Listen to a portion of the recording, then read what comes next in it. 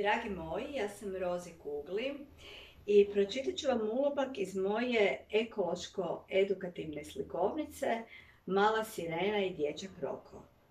Mala sirena i dječak Roko prva je hrvatska slikovnica koja je nastala u doba korone, pa ćemo stoga vrlo prikladno pročitati ulomak koji se zove Korona. Došla je tiho, nenajavljeno. Korona se uvukla među ljude i zaustavila nam život na način na koji to nitko nije mogao ni zamisliti. Ljudi su bili primorani ostati u svojim kućama, nije bilo vrtića, škola, putovanja, trgovačkih centara, susreta, igranja u parku. Učili smo internetom, a tata i mama radili su od kuće. Ljudi su nosili maske, izbjegavali susrete i druženja, ali kao da su se još više povezali. Kao da nas je nesreća povezala svojim nevidljivim nitima. I meni je bilo jako teško.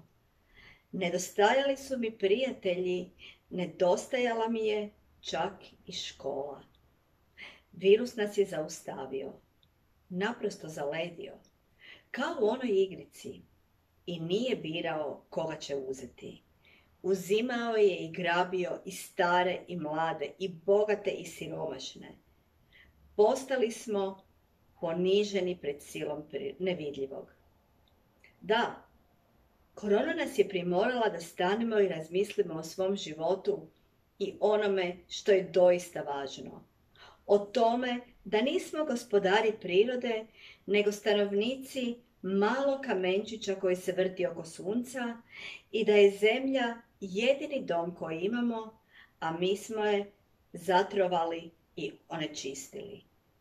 U trci za nevažnim stvarima zaboravili smo živjeti, udisati čisti zrak i slušati cvrkut ptica.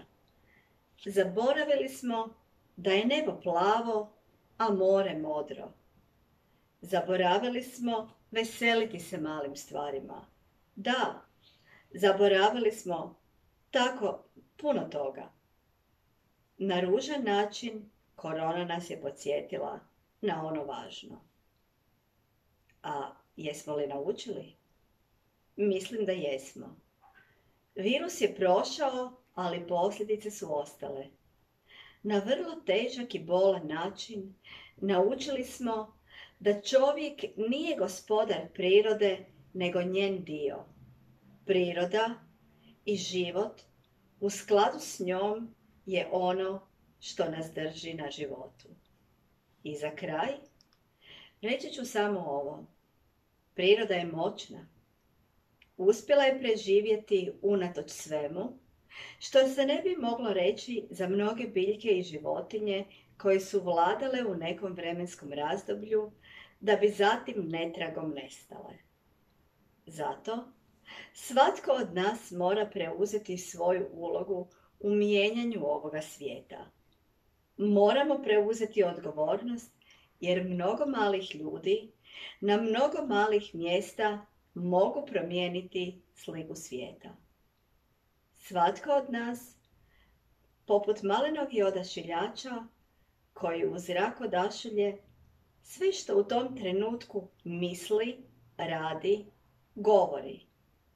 Budućnost našeg planeta u našim je rukama, u tvojoj i mojoj. Zato čuvajmo naš planet.